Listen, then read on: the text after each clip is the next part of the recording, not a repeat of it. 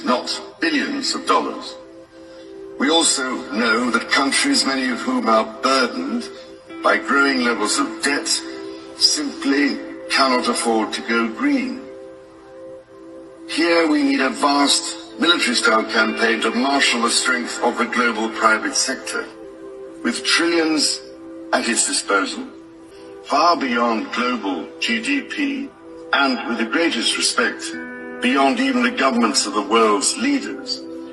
It offers the only real prospect of achieving fundamental economic transition. In a surprising revelation, former U.S. First Lady Melania Trump has shared details of her pen pal friendship with King Charles III. The disclosure is causing quite a stir in celebrity news circles, offering a rare glimpse into the personal connections between the Trumps and the royal family. The revelation is in Melania Trump's upcoming memoir. She writes about their first meeting in New York in 2005 when Charles was then Prince of Wales. The pair reconnected in 2019 during a state visit to the UK, Melania describing it as an absolute pleasure. For those of us climbing to the top of the food chain, there can be no mercy. There is but one rule: hunt or be hunted.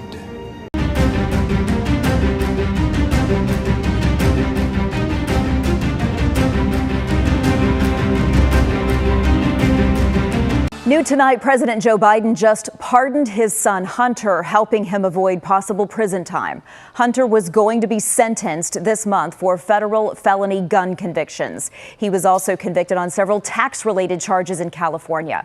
President Biden had promised not to use his powers to pardon his son. But in a statement tonight, he said Hunter was, quote, unfairly targeted by political opponents.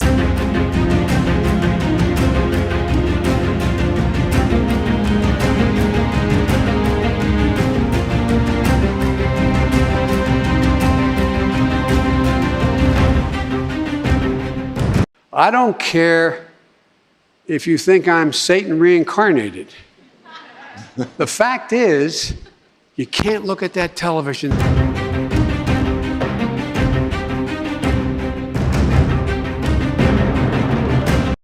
The Revelation, chapter 13. And I stood upon the sand of the sea, and saw a beast rise up out of the sea, having 7 heads and 10 horns, and upon his horns 10 crowns, and upon his heads the name of blasphemy. And the beast which I saw was like unto a leopard, and his feet were as the feet of a bear, and his mouth as the mouth of a lion. And the dragon gave him his power and his seat and great authority. And I saw one of his heads as it were wounded to death, and his deadly wound was healed, and all the world wondered after the beast. And they worshipped the dragon, which gave power unto the beast, and they worshipped the beast, saying, Who is like unto the beast? Who is able to make war with him? And there was given unto him a mouth, speaking great things and blasphemies, and power was given unto him to continue 42 months. And he opened his mouth in blasphemy against God, to blaspheme his name and his tabernacle, and them that dwell in heaven. And it was given unto him to make war with the saints, and to overcome them, and power was given him over all kindreds and tongues and nations. And all that dwell upon the earth shall worship him, whose names are not written in the book of life of the Lamb slain from the foundation of the world. If any man have an ear, let him hear. He that leadeth into captivity shall go into captivity. He that killeth with the sword must be killed with the sword. Here is the patience and the faith of the saints. And I beheld another beast coming up out of the earth. And he had 2 horns like a lamb, and he spake as a dragon. And he exerciseth all the power of the first beast before him, and causeth the earth and them which dwell therein to worship the first beast, whose deadly wound was healed.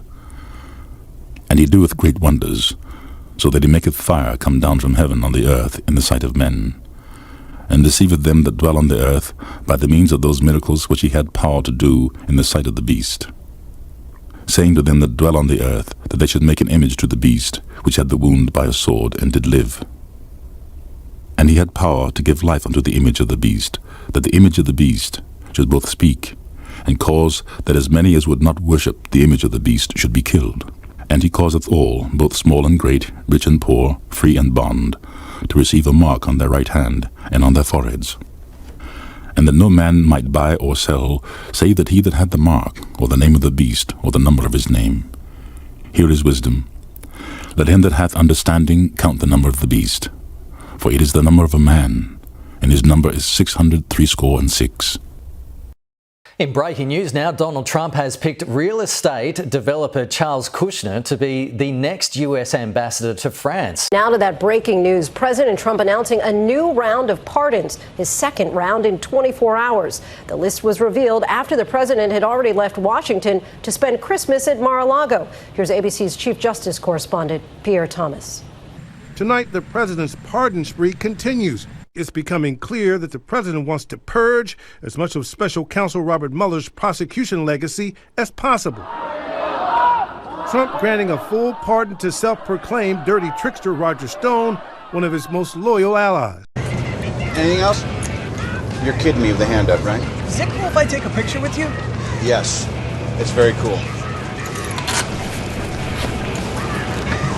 right. I don't want to see this on your MySpace page. Please, no gang signs.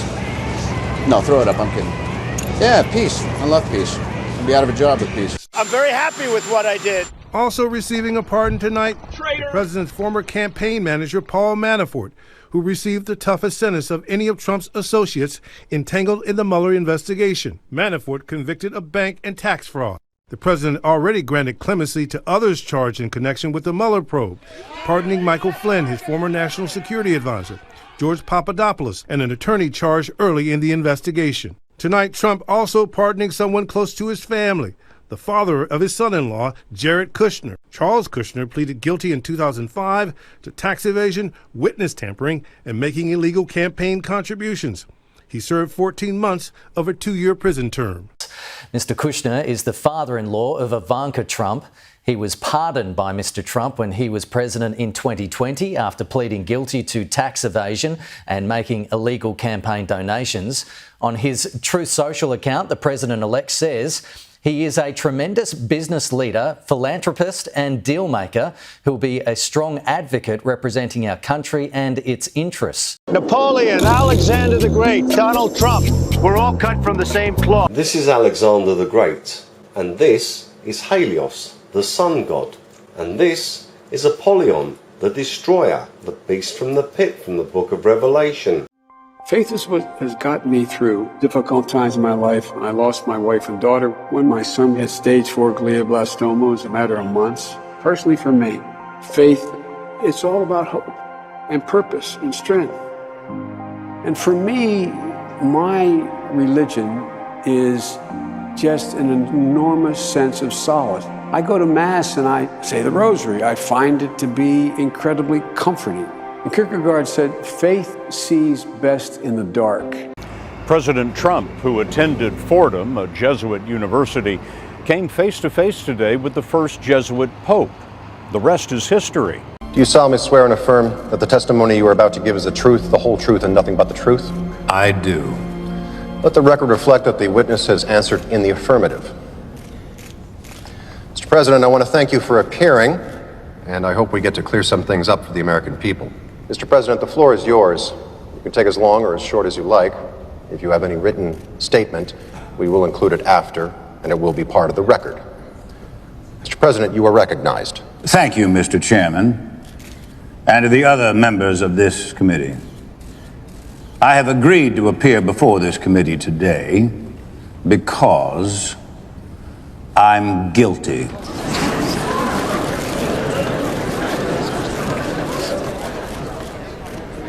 Guilty of having spent the last 30 years of my life here, in this Congress, in this House, then as Vice President and now as President, trying to do the people's work. Now, this committee has accused me of a great number of things. You accuse me of pay to play, and so I accuse you of exactly the same. I also accuse you of playing politics only when it suits you. You're all being paid. You're all serving some master, each and every one of you, and you know I know that for a fact. You, for example, Congressman Romero. and your crusade to take me down? Is it for justice? For the good of the nation? Is the truth what you're really after? Or is it for some personal gain? Perhaps to try to fill the small hole in your soul that you sold off a long time ago. Trying to scrape up a down payment for a little fixer-upper in your neighborhood? Take a look at my next guest. There's a report around Wall Street that this is what he has in mind. This is Donald Trump, 33 years old, and some people think that he wants to buy the World Trade Center, the 110-story Manhattan skyscraper that anyone can pick up if they've got the coins. Donald Trump, as I say, is just 33 years old. He took his father's rather modest by current standards real estate empire in Brooklyn and expanded it considerably. He now has an apartment for sale in a new Trump building called the Trump Tower going up on 5th Avenue. There it is. You can buy this apartment, one floor of it, one whole floor of that building, that is, $11 million altogether. You bought some prized properties at the bottom of the New York market in the 1970s. Inner cities have been pure gold since that time. Why? Because replacement costs have just gone up so much? Well, no, not really. I had a great faith in New York. Primarily our purchases have been in New York, and about 5 years ago, New York was not considered very hot, and cities in general weren't considered too hot. And we purchased the old Commodore Hotel, and we've reconverted that now into about $110 million Grand Hyatt Hotel, which is opening up next week in New York City. And we've made some other purchases that have been fine. Is that your general advice to people who are interested in real estate investment, though? Look to the inner cities, look to old buildings and doing something with them? Well, I like the inner cities. I see the inner cities as being sort of a wave of the future now. I think with the problems of fuel and the gasoline shortages and everything else, and the transportation, especially in the major cities such as New York and Los Angeles and Chicago, I see the inner cities as being probably, in terms of a real estate or in a real estate sense, probably the most viable investments. But it's going to be expensive. Apartments in New York City alone, one bedroom, not very large at all, $650 a month. That's tough for the working class, isn't it? And that's actually now a very low price. In fact, if you have any of them available, I'd like to... I know where I can sell 1,000 of them at that price. Right. Actually, that is a low price. Right. That's really a very low price now. I know of a couple of buildings, for instance, an Olympic Tower, which is on 51st Street and 5th Avenue. Apartments are being rented by the condominium owners for $5,000 and $6,000 a month, and they're one-bedroom and two-bedroom apartments. So it's, when you say $600, even in other sections, it's almost becoming a low price. What happens to some of the old buildings in the inner cities that are works of art? You were recently the object of a lot of controversy because you destroyed some sculptures on the building that you bought that the Metropolitan Art Museum wanted. Why did you have those destroyed, first of all, and what happens to the look of a city? Well, what we had is we purchased a site with an old department store on it, the old Bonwit Teller store on 5th Avenue and 57th Street next to Tiffany, and we had to really take the building down. And there were many people that didn't want us to take it down. They wanted to try and preserve the building. But the building really was not worth, as an art building or an Art Deco building, it really was not worth very much. And we did take it down, and there was somewhat of an outcry, but I think that's generally subsided now, and I think people like what we're doing and like the building that we're putting in its place. But couldn't you have saved just those sculptures that you had broken? Well, it would have been very, very dangerous to have saved them. They weighed 2 tons, they were 15 feet high, they were about 2.5 feet thick, and if they would have fallen, they could have fallen the opposite way. If they fall into the building, you don't worry. If they fall out toward 5th Avenue, people could have been very badly hurt and killed, and it just, to me, it was not worth it. And they've really proven not to be very valuable art structures right now, and we've had appraisals done. In fact, even after the fact, we've had appraisals done, and they've turned out not to be very valuable. Mr. Trump, what's left in your life? You're 33 years old. You're worth all this money. You say you didn't say that you want to be worth $1 billion. No, I really don't. I just want to keep busy and keep active and be interested in what I do, and that's all there is to life as far as I'm concerned. I really am not looking to make tremendous amounts of money. I'm looking to enjoy my life, and if that happens to go with it, that's fabulous. Give me one final bottom line. In 5 years, the price of a hotel room in New York City will go for? It could be $1,000 a night. Start saving your money, folks. Just one night, $1,000. But when you talk about apology, I think the one that you should really be apologizing for, and the thing that you should be apologizing for, are the 33,000 emails that you deleted and that you acid washed. And then the 2 boxes of emails and other things last week that were taken from an office and are now missing. And I'll tell you what, I didn't think I'd say this, but I'm going to say it. And I hate to say it. But if I win, I am going to instruct my Attorney General, to get a special prosecutor to look into your situation, because there has never been so many lies. Could this be America's last election if Donald Trump wins? Listen to what the former president told a Christian group at the Turning Point USA Believers Summit in West Palm Beach.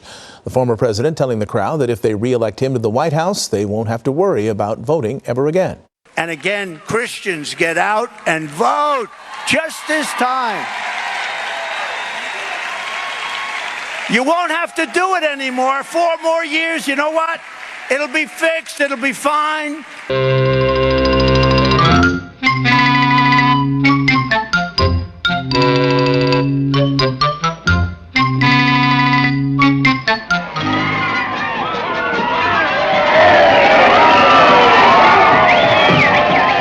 these conventions, they're so exciting. I remember the first time I voted, 1906. Now, Mama, you know there was no woman suffrage in 1906. That didn't stop me. Real Adam. All the noise. Well, the convention's Morticia, the convention. Oh, I do wish they wouldn't shout so. It keeps little Pugsley's octopus awake. Poor thing's getting rings under his tentacles. And by African strangler, too. It just loses all desire to strangle anyone.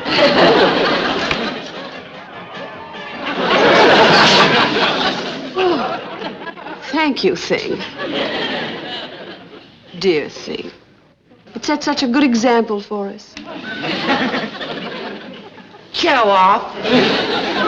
Fester. Oh, I'm sorry. Now, you know I don't like petty jealousies. Where's Gomez? He's down in the playroom hanging pictures. Oh, dear. I do hope he isn't hanging the picture of Cousin Grizzly facing the firing squad down there. It looks so right in the hall.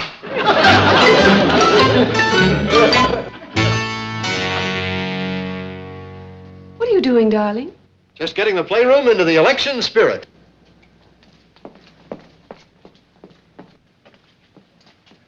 Is he running again? No, but I thought I'd bring out the pictures of the men we Adamses have supported in the past. Very appropriate. We really backed Landon to the hilt. Yes. I must say he was a very good loser. No better than Al Smith here. Tradition holds that I'm supposed to tell a few self-deprecating jokes this evening. So here it goes. Nope, I've got nothing. I've got nothing. There's nothing to say. I guess I just don't see the point of taking shots at myself when other people have been shooting at me for a hell of a long time and they shoot at. But I know this isn't my normal crowd tonight, because it just isn't. It's not my normal crowd. Believe me, my normal crowd is younger, has a lot more energy, but you have certain advantages too, like cash, lots of cash. But many of you are Manhattan liberals from the media and the Democrat Party. I always say the Democrat, you know, Chuck doesn't like that. He likes Democratic, and it sounds much more beautiful, the Democratic Party. I always say the Democrat Party because it sounds worse. It is true. He likes Democratic. Why don't they just change the name? This way, you know, it is Democrat. But I must say I was shocked when I heard that Kamala was skipping the Al Smith dinner. I'd really hoped that she would come, because we can't get enough of hearing her beautiful laugh. She laughs like crazy. We would recognize it any place in this room, and all polls are indicating I'm leading big with the Catholic vote, as I should be, as I should be.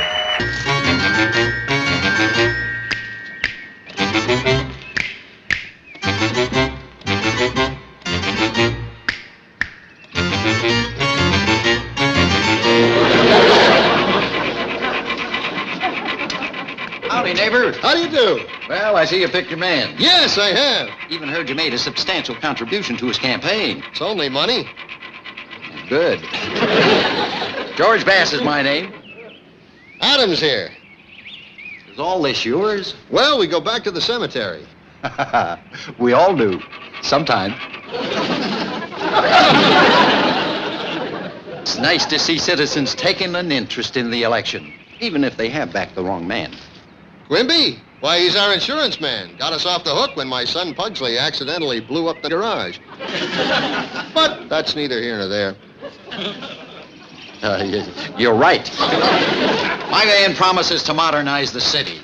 Put in more street lights. Drain the swamps. Drain the swamps? That and more.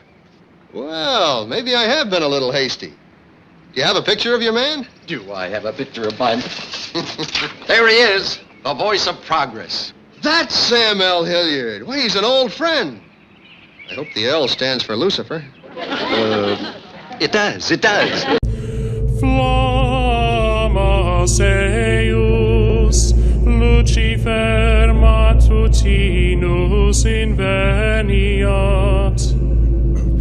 Ille inquam Lucifer qui nescito casum. Lucifer,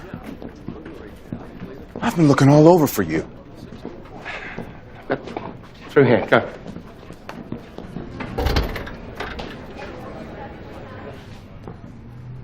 So what happened? It was terrible, brother. I was kidnapped. No, Lucy. I meant Mom. Ah. Well, didn't you get my text? What, you mean a string of nonsensical emojis? Fire, sword, donut, spaceman, clock, dancing lady, flashlight, thumbs up.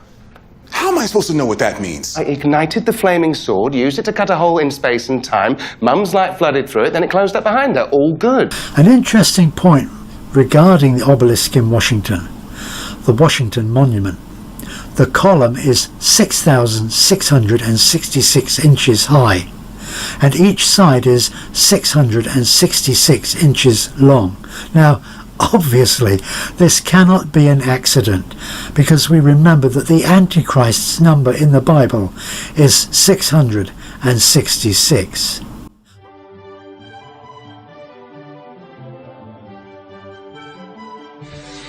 If I were the devil, if I were the devil, if I were the prince of darkness, I'd want to engulf the whole world in darkness, and I'd have 1/3 of its real estate and 4/5 of its population, but I wouldn't be happy until I had seized the ripest apple on the tree, thee. So I'd set about, however necessary, to take over the United States. I'd subvert the churches first. I'd begin with a campaign of whispers. With the wisdom of the serpent, I would whisper to you as I whispered to Eve, do as you please. To the young, I would whisper that the Bible is a myth. I would convince them that man created God instead of the other way around. I would confide that what's bad is good and what's good is square. And the old I would teach to pray after me, Our Father, which art in Washington. And then I'd get organized. I'd educate authors in how to make lurid literature exciting so that anything else would appear dull and uninteresting. I'd threaten TV with dirtier movies and vice versa. I'd peddle narcotics to whom I could. I'd sell alcohol to ladies and gentlemen of distinction. I'd tranquilize the rest with pills. If I were the devil, I'd soon have families at war with themselves, churches at war with themselves, and nations at war with themselves, until each in its turn was consumed. And with promises of higher ratings, I'd have mesmerizing media fanning the flames. If I were the devil, I would encourage schools to refine young intellects, but neglect to discipline emotions. Just let those run wild. Until before you knew it, you'd have to have drug-sniffing dogs and metal detectors at every schoolhouse door. Within a decade, I'd have prisons overflowing. I'd have judges promoting pornography.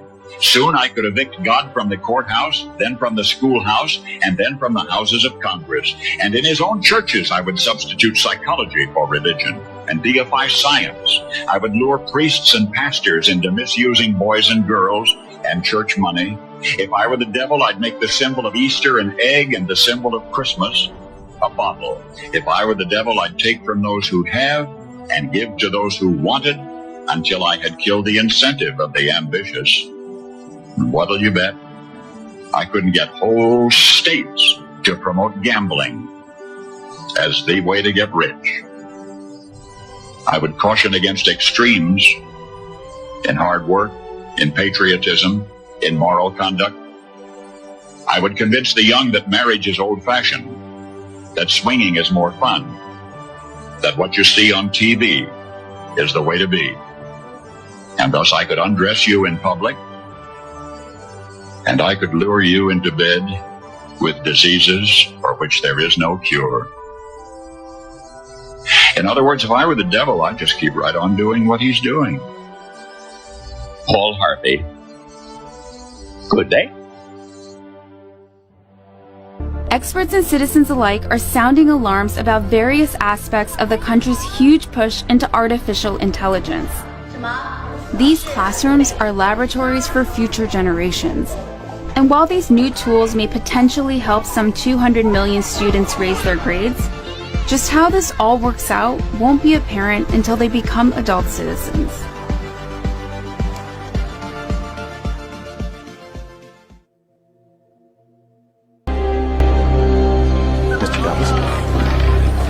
Good evening. I assume my time is as good as anyone's. Indeed it is. However, there is a voluntary donation for non-members. Most give a year.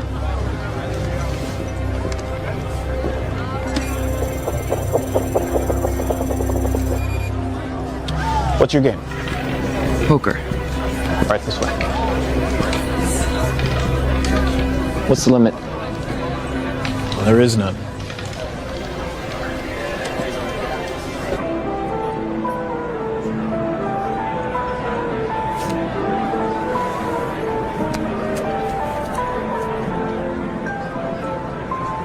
I don't believe we've had the pleasure of your company before, Mr. Salas. Will Salas. Philippe Weiss. You must come from time. You could say I'm gambling my inheritance. You don't have a garden, Mr. Salas? I assumed I was amongst friends.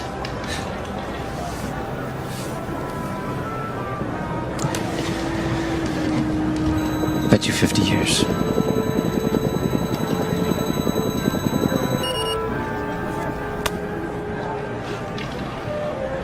You must be young. When you've been 25 for 85 years like I have, and knowing only a random act of violence can take your life, you learn to appreciate what you have. And you seem to have a lot to appreciate. I call.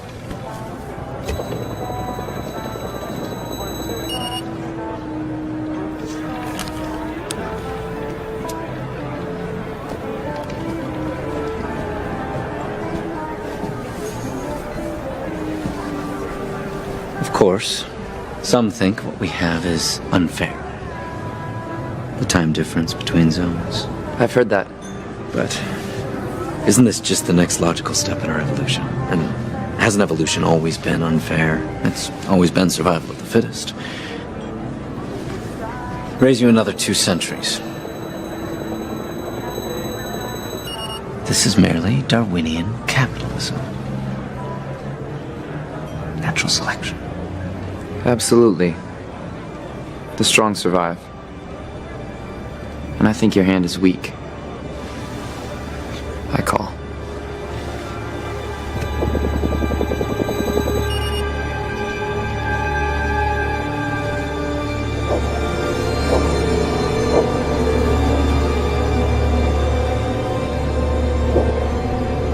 To pierce you all in, Mr. Salas.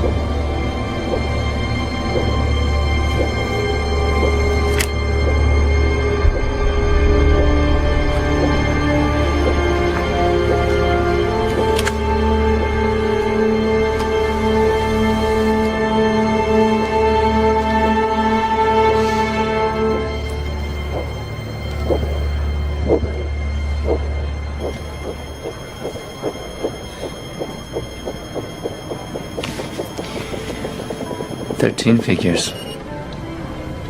Well played. That was some risk. So, what are you doing with the rest of your life? Catching up on some me time, find God.